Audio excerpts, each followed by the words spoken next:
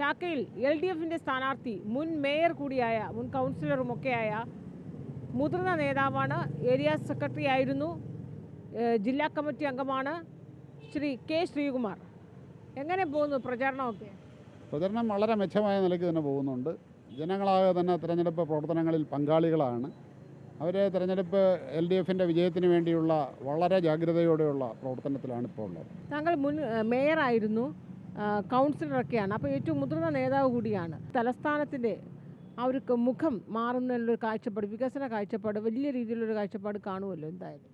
അത് 2015 മുതൽ 20 വരെയുള്ള കാലഘട്ടത്തിൽ തിരുവനന്തപുരം നഗരസഭയുടെ പ്രവർത്തനങ്ങളിൽ നേതൃത്വം കൊടുത്ത് നിന്നിട്ടുള്ള ആളെന്നുള്ള നിലയ്ക്ക് തിരുവനന്തപുരം നഗരത്തിൻ്റെ സമഗ്രമായ വികസനത്തിന് വേണ്ടിയുള്ള LDFിൻ്റെ കാഴ്ചപ്പാടിനനുസരിച്ച് മുന്നോട്ട് പോകുന്ന പ്രവർത്തനമായിരിക്കും ഞങ്ങൾക്കുള്ളത്.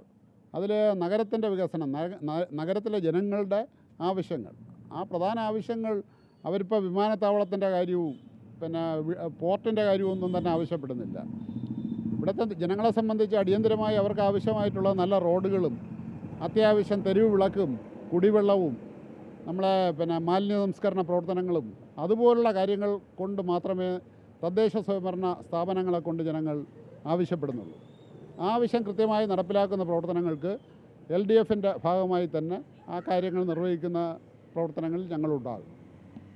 മറുഭാഗത്ത് BJP ആണ് പ്രതിപക്ഷത്തിരിക്കുന്നത്. അപ്പോൾ BJP നിലവിൽ 35 സീറ്റാണ്. ഒരു ബൈ ഇലക്ഷനിലൂടെ ഒരെണ്ണം നഷ്ടമായി 34 സീറ്റുണ്ട്.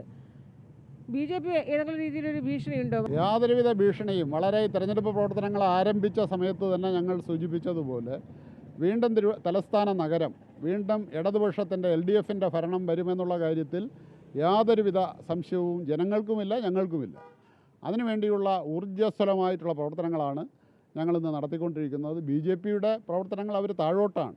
10-15 സീറ്റുകൾ കുറയും എന്നുള്ള വാർത്തകളാണ് ദിവസവും വന്നുകൊണ്ടിരിക്കുന്നത്. അത് വളരെ വ്യക്തമായി തന്നെ അത് LDFിന് ഗുണമാണ്. UDFിനെ സംബന്ധിച്ച് ഈ അവസരത്തിൽ ഞങ്ങൾ പറയേണ്ട കാര്യമില്ല. തിരുവനന്തപുരം നഗരത്തിൽ BJPയുടെ വളർച്ചയുടെ കാരണക്കാരായിട്ടുള്ളത് UDF ആണ്.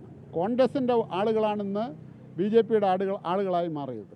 ഏരിയ സെക്രട്ടറിമാരൊക്കെ മത്സര രംഗത്ത് വരുന്നു, ജില്ലാ കമ്മിറ്റി അംഗങ്ങൾ വരുന്നു. സ്വാഭാവികമായി ഇവരിലൊക്കെ ആയിരിക്കും മേയർ ആരാകുമെന്നുള്ള ചർച്ചകളൊക്കെ ഇവരെ ചുറ്റിപ്പറ്റിയായിരിക്കും. അത് ഞങ്ങളുടെ പാർട്ടിയുടെ നേതാക്കളും നേതൃത്വം തന്നെ സൂചിപ്പിച്ചിട്ടുണ്ട്. മേയറെ മുൻനിർത്തി തിരഞ്ഞെടുപ്പ് മത്സര രംഗത്തുള്ള പാർട്ടിയല്ല LDFും CPMും. തിരഞ്ഞെടുപ്പ് കഴിഞ്ഞ് ആരാണോ ജയിച്ചു വരുന്നത് ആ ജയിച്ചു വരുന്ന ആളുകളെ മുൻനിർത്തി അതിൽ നിന്ന് ഒരാൾ മേയറെന്ന് വെച്ചാൽ ഒരാളിനല്ലേ ആവാൻ പറ്റും, ഒരാളിനെ മേയറാകാൻ കഴിയും. അതിന് അനുയോജ്യരായിട്ടുള്ള ഞങ്ങൾ ജയിച്ചു വരുന്നവരെല്ലാം സ്ഥാനാർത്ഥികളായിട്ടുള്ള മുഴുവൻ ആളുകളും മേയറാവാൻ അർഹതപ്പെട്ട ആളുകളാണ്. ആളുകളിൽ നിന്ന് ഒരാളിനെ നിശ്ചയിക്കും, സ്വാഭാവികമായി അവർ മേയറാകും. അത്രയേ ഉള്ളൂ. ക്യാമറാമാൻ രതീഷിനൊപ്പം അൻഫിൽ ഡിസൂസ.